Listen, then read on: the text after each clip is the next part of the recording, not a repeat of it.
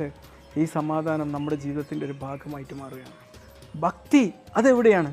ഭക്തിയും ഒരു സംഗീതമാണ്, ഭക്തിയും ഒരു താളമാണ്.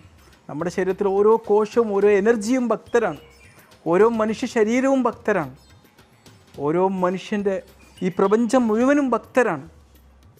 ഒരു ദൈവത്തിന് മുമ്പിൽ സമർപ്പണത്തിൻ്റെ പാതയിലാണ് ഓരോ സംഭവങ്ങളും. ഒരു ഇല നോക്കുമ്പം ആ ഇല സമർപ്പണത്തിൻ്റെ വഴിയിലാണ്. ഇവിടെ നിൻ്റെ ഈ ഇലയൊഴിച്ചുന്ന ഇത് നോക്കുമ്പം എല്ലാം ഒരു സമർപ്പണത്തിൻ്റെ വഴിയിലാണ്. ഭക്തി അത് ഓരോ മനുഷ്യനോടൊപ്പം എപ്പോഴുമുണ്ട്. ഭക്തിക്ക് മാലിന്യങ്ങൾ ചേർക്കുന്നത് മനുഷ്യൻ്റെ ചിന്തകളാണ്.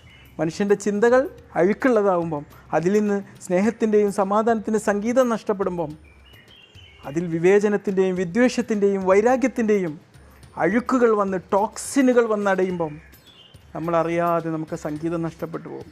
നമുക്ക് മുമ്പിൽ ശത്രുക്കളുണ്ടാവും, നമുക്ക് വിവേചനം കാണിക്കേണ്ടി വരും, നമുക്ക് വിദ്വേഷം കാണിക്കേണ്ടി വരും.